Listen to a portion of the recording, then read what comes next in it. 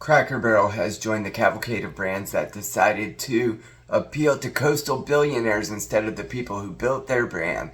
Let's look into them and some of the other companies that have gone broke recently, at least in their stock evaluation. Well, Cracker Barrel has responded to the immense backlash online, and somehow they've made it far worse. A lot of people saying they bent the knee, but if you actually read their response, it is far worse than you could imagine. My name is Casey and I'm the Rumble Right Dad, and this channel is devoted to serving a future of fatherhood in America, and one that our kids are actually going to benefit from living in, which includes unwokifying some of these brands that have sold their soul to the activist class. Let's look into why exactly and who is doing this. Corporate America is no longer trying to appeal to their customers. They are trying to appeal to an activist class like the ones running the environmental and social governance scores through BlackRock and other gigantic amalgamations that are giving each of these corporations a score depending on how woke they can be. And instead of actually serving the profit margins or the stockholders, they are serving the activists that are only making up about 10% of the population, and probably, in Cracker Barrel's case, a very low percentage of their actual customers. Apparently. Cracker Barrel employee no longer cares about their job after their woke CEO destroyed their heritage. Employees are exposing how their food is cooked. Meatloaf is actually pre-packed. Listen to this. You want to know how your meatloaf is cooked whenever you come to Cracker Barrel?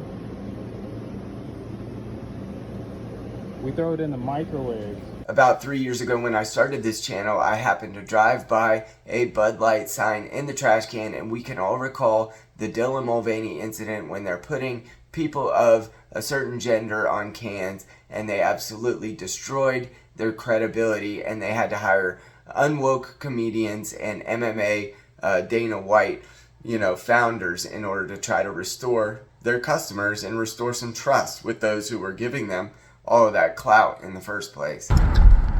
So I live in a middle class neighborhood, and I saw this on the way to work today, and I was so happy.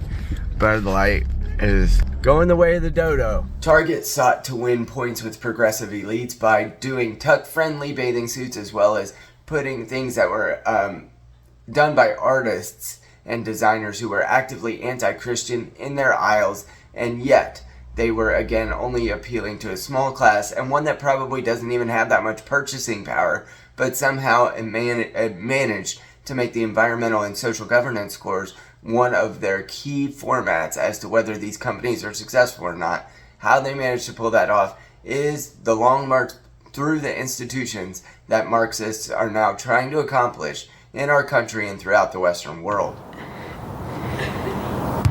Are we the baddies? And of course, that brings us to our most recent victim, and the reason why I did this video today was because Cracker Barrel has decided that they are removing the cracker and the barrel from the entirety of their branding, as well as probably making their interior of their stores now a communist hellscape instead of, the typical down home type feel that appeals to their actual customers. Now, they've tried to back off of this a bit and say, well, we acknowledge that we could have rolled this out better, but, old Uncle whatever his face that's on the branding, he'll still be on the menus. Don't worry, we won't put the rainbow rocking chairs out on the porch anytime soon, because that would probably just add to the devastation of this brand. And each one of these have lost millions of dollars of market cap in their stock trading over the course of these incidences. And the right, quite frankly, is winning big battles. Now, we may only have so much power when we vote with our actual ballot boxes, but we do have an immense amount more power when we vote with our wallets, because that is truthfully hitting them more where it hurts. Yes, they're mad that Trump won. Yes, they're always mad when a Republican wins. But when we take away some of their money and devalue some of their companies, that hits them where it hurts.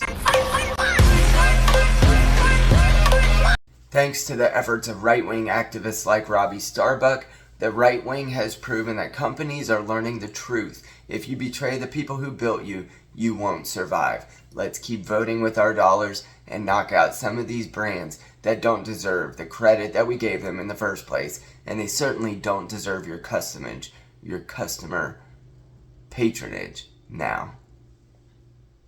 Videos for Snoop Dogg and Megadeth, now spends a lot of time on the family farm, where he tends to his cows, Honey Bear and Teddy Bear. Oh, and also trying to stamp out corporate wokeism. He's notched wins against household names including Ford and Harley-Davidson in his fight to roll back DEI, particularly LGBTQ efforts. Starbuck begins each campaign with a video from his home office studio. One of his favorite graphics depicts the Grim Reaper walking down a hall, each door marked with the name of a company he says he has vanquished. If you'd like to see any more of these brands go down the tubes, let's continue to push the right-wing sentiment forward on the internet. And that is possible on this channel, where we attempt to serve you with common sense, therapeutic insights, as well as just the absolute pushing away and stiff arm of some of these awful brands. If I can serve you at all, please email me at rumblerightdad@gmail.com. Like, share, and subscribe. Thanks for watching this Midwestern, mid-wit, middle-aged, mid-man. Thank you. I said, hold up, wait a minute, something ain't right.